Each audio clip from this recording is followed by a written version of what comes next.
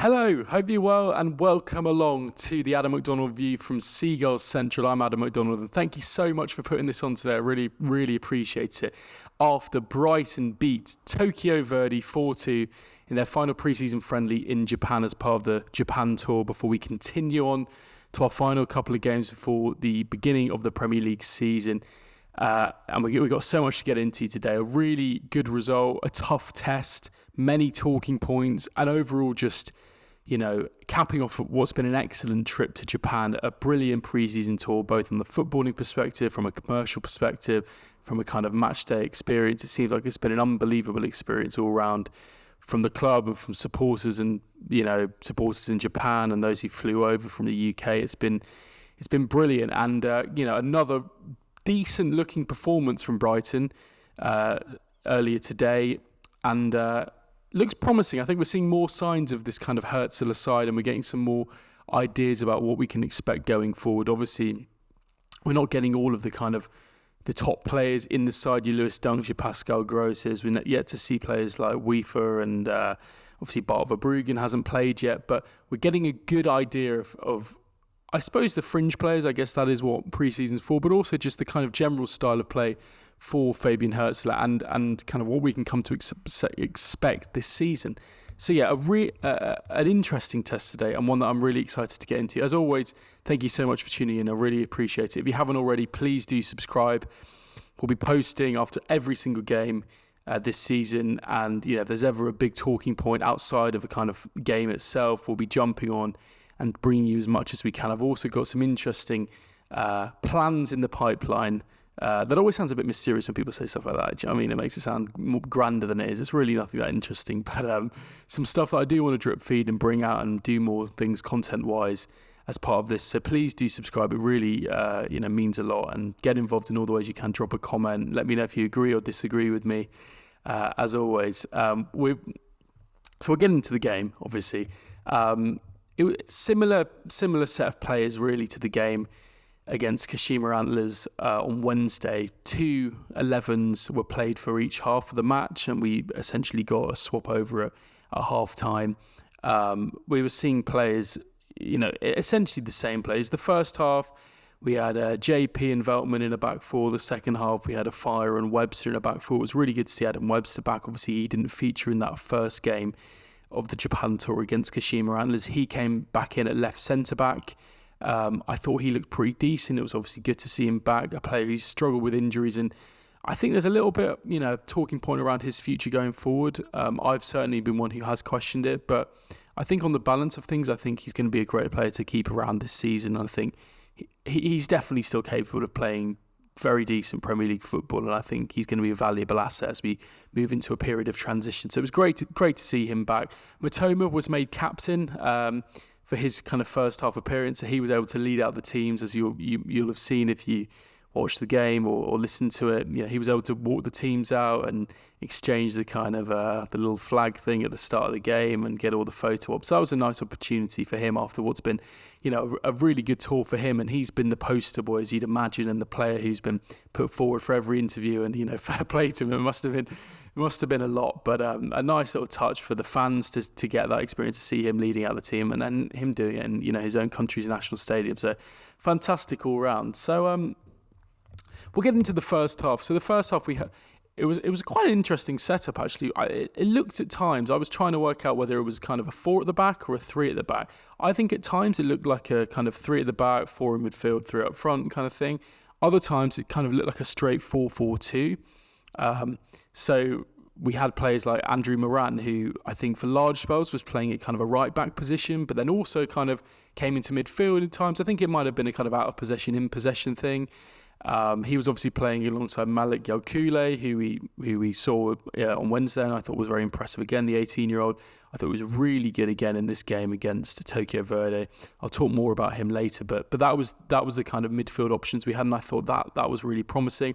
Then up front we had Minteh on the right, we had Osman up front with Danny Welbeck, and then Mitoma on the left.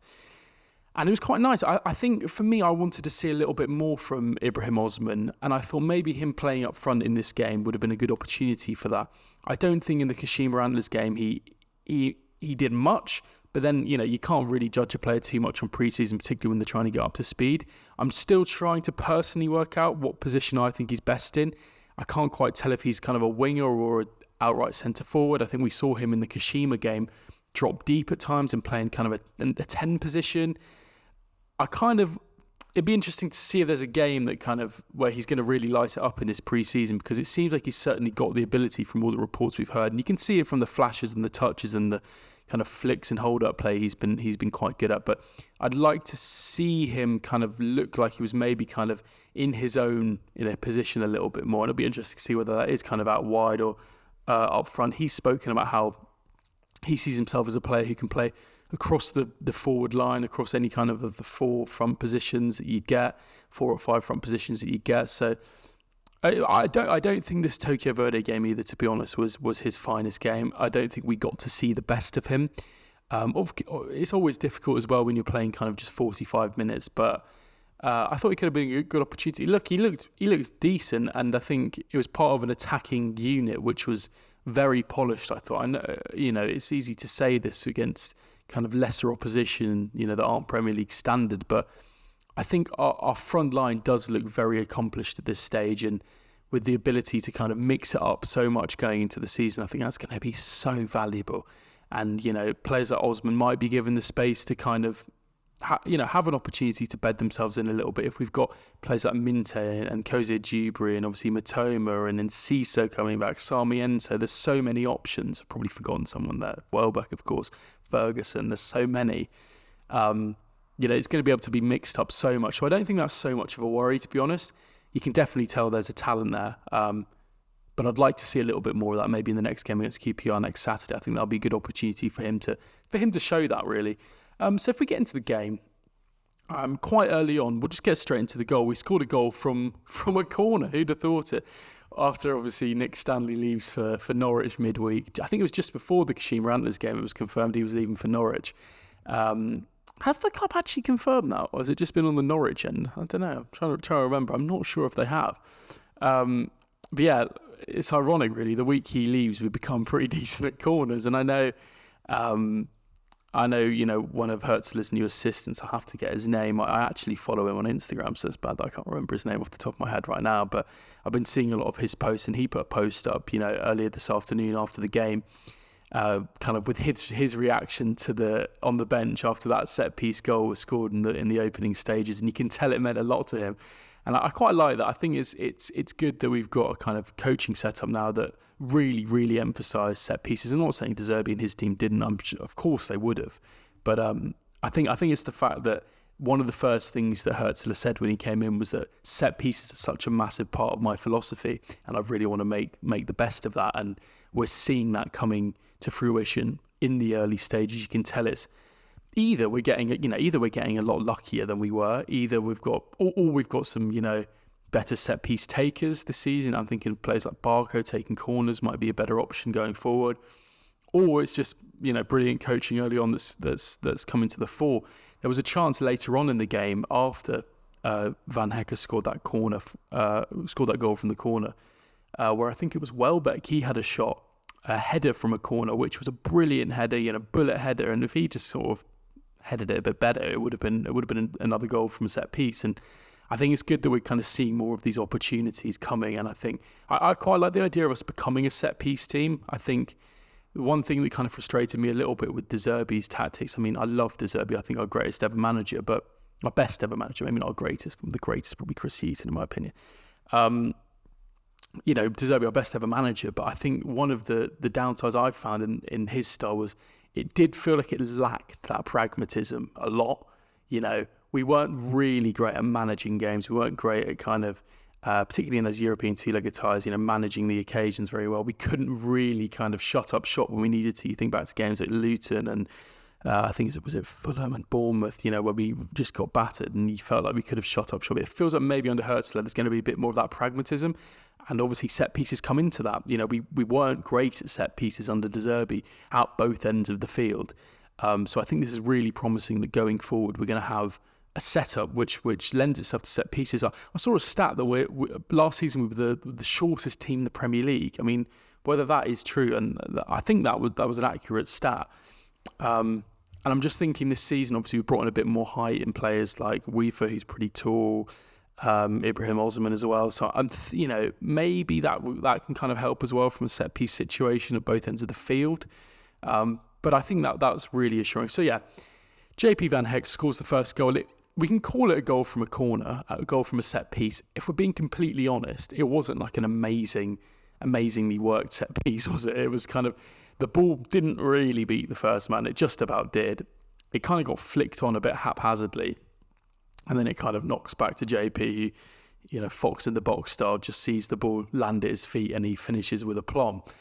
So to call it a kind of a well-worked set-piece goal, I think would be wrong. But look, it's a goal from a set piece, and we're clearly setting up in a way where we can capitalise on those kind of situations in the box where the ball's landing here, there, and everywhere, and you can make the most of it. That must be part of their kind of the way that you approach kind of set pieces. It's not all just about getting it right every time. You got to get into the position where you can make yourselves lucky to kind of pounce on opportunity. So I think, look, fair play to Hürzeler's coaching staff and fair play to the team, because I think we did well with that goal, and I think it started us off well. The thing I thought from the opening stages was that actually Tokyo Verdy looked in pretty good nick. They looked very energetic. They looked, they were running about the gaff pretty crazily. They were getting into some decent attacking positions. They were getting in behind us quite well. And actually, us getting that goal at that stage was pretty useful, because it's not like we didn't deserve it, but, it felt like, oh my God, these guys could probably give us a game here a little bit. And obviously they go on to get that goal after the JP goal, which was a brilliantly worked goal. I mean, an unbelievable goal, a bit suspect from, I think, Steele, and obviously defending-wise, it was definitely could have been better, but a brilliant ball from their players, kind of sweeping it across the pitch, lovely finish. Probably only about 5 minutes after JP's goal. And I think we saw, what they can do going forwards and the problems they can definitely pose to us. So I've just written a few notes here. I've gone through the formation. Yeah, a couple of points. So one thing I wrote here is I like when we go forward, we always take loads of bodies forward with us. And I think that's something I really do want to talk about. It feels like this style of football, I spoke about it in the last episode, it feels like it's much more direct, much more, we get the ball up the field quicker, and there's less of this tippy-tapping about at the back, and we're nicely focused on just, if the centre-back's on the ball, I saw Webster and Van Hecke and Veltman doing it a lot today, just cutting the lines, breaking those lines in the way that we sometimes saw like Levi Colwill do quite a lot. Literally just breaking that midfield line, getting it straight into someone like Danny Welbeck, and then we play from there. And I liked that when we did go forward, I remember there was a break as well. We would take, there was like four players that were committed to this break, and suddenly we were in like a 4v3 position. It felt like every time we did go forward, you could see that front four, the two strikers, the two wingers, just going for it. And, that might be the level of the opposition and the ability that you're coming up against. But I think that's probably indicative of Hürzeler's style, that it is really direct. As soon as we get the ball, we go. And we attack, and when we're on the ball, we get the ball fast into our attackers. And I like that style of play a lot more. Not a lot more, because the De Zerbi football was probably the best football we've ever seen at Brighton.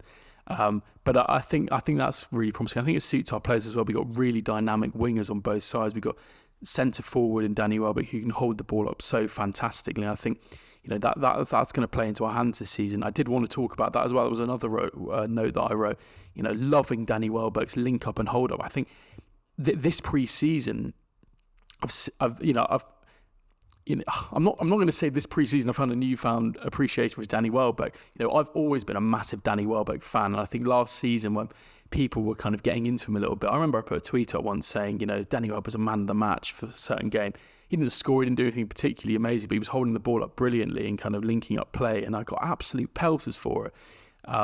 But I think today I saw it again. His link-up plays is actually first class. The way he can bring the ball up, bring the ball down out of the air, the way he can take it into him on the chest, and the way he does those little flicks where the ball will come in from the centre-back, really fast-paced ball that's coming direct through the midfield, and he'll flick it onto a player behind him, and the defender who's pinned himself up to the back of him is just completely done. And I think he's really good at doing that, and I think that's going to be a massively important role this season. You think of it almost like that kind of Harry Kane role, where Harry Kane would drop deep and kind of allow players like, Son to get in behind and Kulusevski or whoever, and Dele Alli back in the day, that kind of thing, where I'm kind of envisioning that Danny Welbeck kind of coming deep, bringing the defender out, flicking it back into like our midfielder or a winger on the break. And then we got Minteh, we got Cozy Djibri, we got March, Mitoma, Sarmiento, so many of these players. I feel like I'm missing another winger. There'll definitely be someone I'm missing here, who are going to be able to kind of get into those attacking positions. So a word on him, because I think he's obviously someone who's had to adapt his game as he's got older. I remember back in the day at Man United and Arsenal, he was a player who would be off the shoulder, getting in behind, using that pace to kind of get into spaces and get run off the back of players. He's not so much of that anymore. Obviously, you think back to his first goal he scored, that was back in 2020 for Brighton at Villa. That was very much a kind of vintage Danny Welbeck goal. But his game has changed now, and he plays a different style.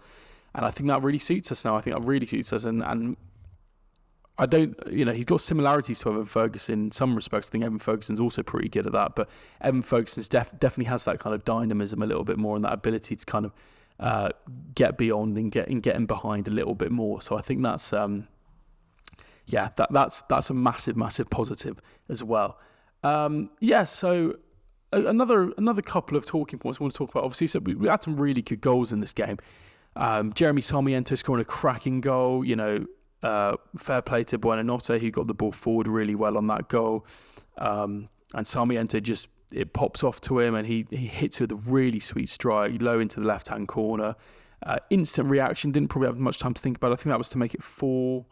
I think that was the 4th goal we scored at the time. Lovely finish, and I really hope there's a place for him as well. And then, of course, the Simon Adingra goal before that, again, a really nice goal. Buonanotte with the assist again, picking up the ball really nicely. I've written here, Buonanotte assist was top, and Ayeri and Cozy Djibri quality too. I think it was Ayeri won the ball back, plays a brilliant ball into Cozy Djibri. It's a little bit too long for him, but Cozy Djibri kind of makes sure he won it. And I remember at the time thinking that's quality. It's a pre-season game, but he was really kind of putting that effort in to win the ball. He showed his physicality as well, which I think we've been lacking in wingers recently. And I think, he showed that physicality, won the ball back, and we got that attack. And ultimately, the goal, he popped it off to Buonanotte, who curled in a beautiful ball for Simon Adingra to poke in at the back stick. So an unbelievable goal. Not an unbelievable goal, that's a bit dramatic. A very good goal. And then obviously Sarmiento's too. So if I just jump on Sarmiento quickly, I think I would really like Sarmiento to be a part of it this season. I remember when he went to West Brom on loan, he had kind of been quite not an integral part, but he'd been a part of that side under De Zerbi in his first season that secured Europe. I think back to that last 6 months of the campaign when we got Europe. Sarmiento was the player that would kind of come off the bench alongside Buonanotte. He'd come in the January and kind of get the final 20 minutes or so and kind of be a good player for us. I think it was a Bournemouth game at home in about February 2023, February of last year.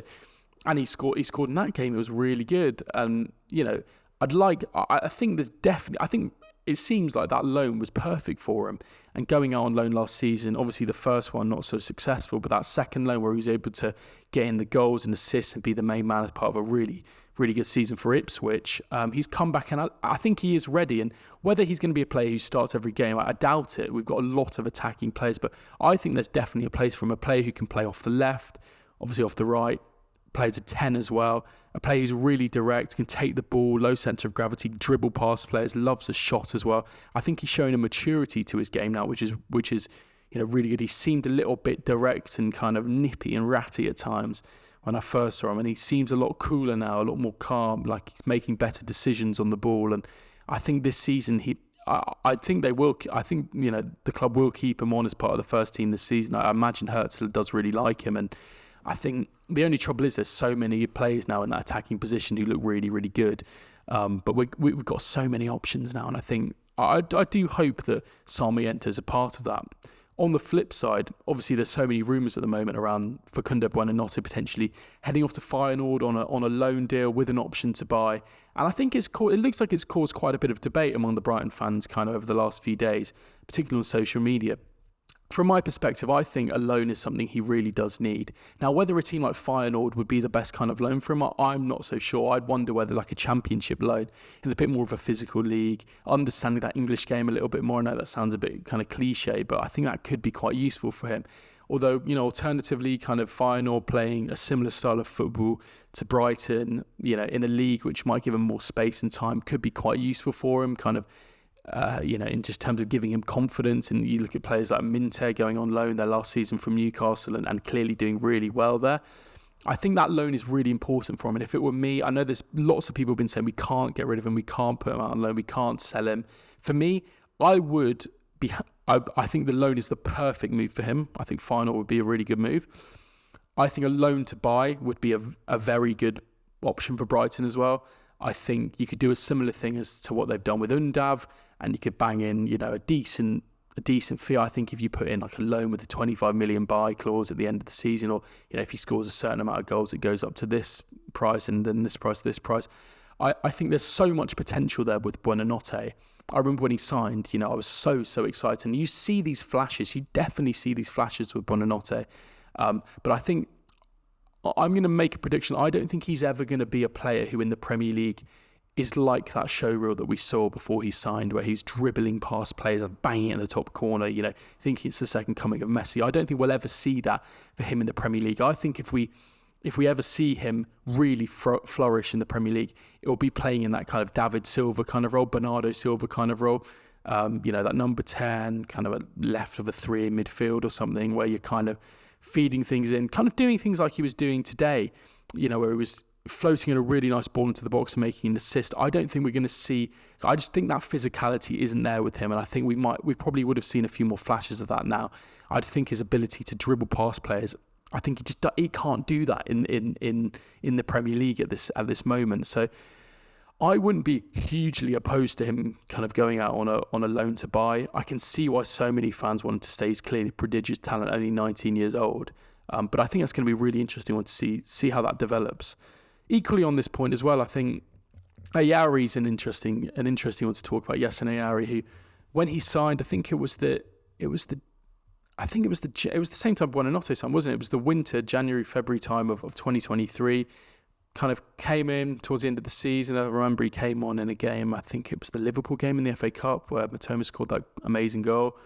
And he looked pretty decent, very energetic, lively, but again, very raw. And obviously he had a loan last season, had a couple of loans, some more successful than others.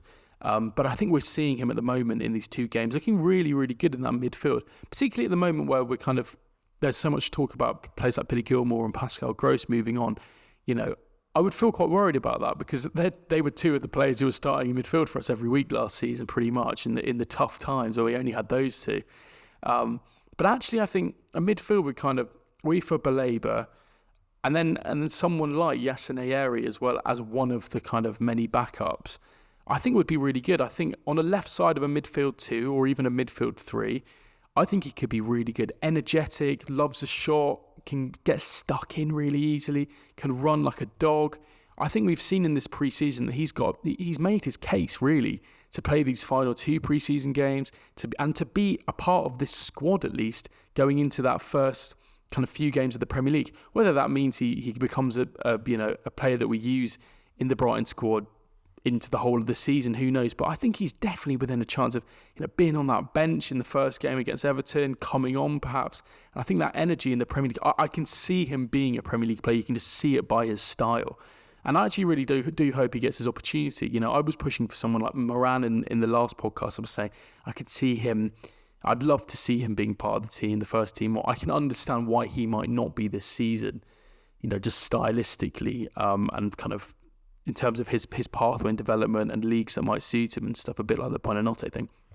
But I think the kind of Premier League feels like it suits Yasin Ayari, and I wonder whether Hürzeler is going to take a punt on him and make him part of his squad this season. But yeah, the midfield for next season looking interesting. Obviously, Billy Gilmour potentially going to Napoli. I think we will keep on to Pascal Gross. I think we will hang on to him. I'd be surprised if we do accept that bid for him. I just think in this period of kind of what is kind of transition really with a new manager and also a new midfield as well. I think the club are going to be very, the club are going to want to keep him on for as long as they can. And I think giving him that final season, and then obviously next summer, letting him go on a free, go to that move to Dortmund, go back to Germany, wherever the world wants to take him. I think that seems like the best idea for Pascal Gross, and he can be a mainstay of this midfield for a final season whilst we bring through players like, obviously different styles of players, but like Ayeri, like Weaver, like Baleba, kind of developing more, Malik Yokula as well if he doesn't go out on loan, who I thought was really good as well. Yokula was brilliant. So we've got some really good options next season. And it'll just be interesting whether kind of Gross and Gilmour are part of that. I'd be surprised, if they let Billy Gilmour go for that 12 million mark that's been reported. That just does seem like such a small fee for a player who I think, okay, of course he's now 24 years old, but he is a top player and he's a proven top Premier League player. But equally, I think if he did go, I don't think it would leave a massive hole in our midfield, given how it's looking at the moment. And it would be a good move from going to a top team in Europe, historically, and living in a beautiful country. So who knows? I think that one's one that can be played. If he stays, amazing, unbelievable, and a player that will definitely be using a lot of the season. If he doesn't stay, I don't think it's like the end of the world either. But yeah, I think overall, just some final thoughts on this Japan tour. It's been a massive success.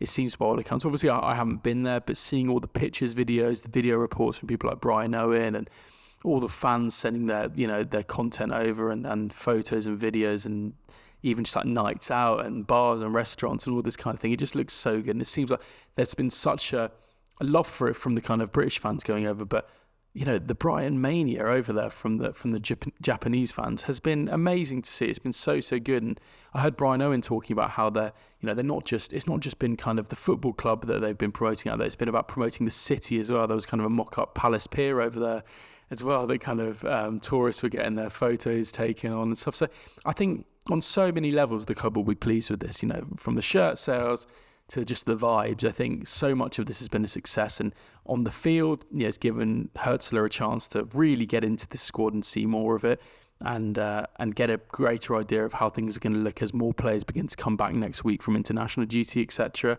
And we go into these pre-season games against QPR and the final one at the Amex. So I think things are looking good, and obviously playing in the humidity as well, I think would have been a massive it would have been a difficult thing to deal with, but a massive bonus for them in terms of kind of getting their fitness up as well. So all around, it seems like it's been an unbelievable trip, and one that I think will live long in the memories from many fans internationally, and obviously, fans from Brighton or the UK itself. So yeah, brilliant stuff. We go next week into the QPR game. That's away at QPR Saturday, 3 p.m. And I'll be there for that. So I'll be bringing you my thoughts the following day, next Sunday. Expect the next episode to drop. And we'll hopefully have so many more talking points. It looks like we're going to have a new signing coming in this next week or so. Diego Gomez coming in from Miami. Obviously, Paraguayan international, currently with the Olympic squad with Julio Enciso.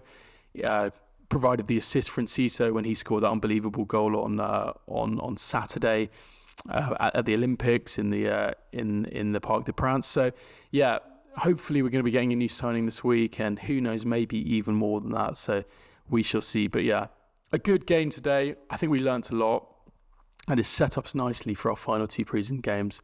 And I think we all kind of are getting a greater idea of kind of what we're liking, what we think, how things could be looking next season. I've not even mentioned Minteh, by the way. Who was unbelievable. His goal was absolutely insane, and he's going to have a massive season. So, thank you so much for joining me today. Really, really appreciate you putting this on and tuning in and getting involved as always. Please leave a comment, give me your thoughts if you agree, disagree with anything I've said, and get involved in the video as always. Drop me a like, and please subscribe if you've enjoyed this video as well. Hit a follow on your podcast feed if you're listening, and I look forward to seeing you on the next one after the QPR game, or if we have some breaking news in the meantime. Thank you for watching. See you next time, and up the Albion.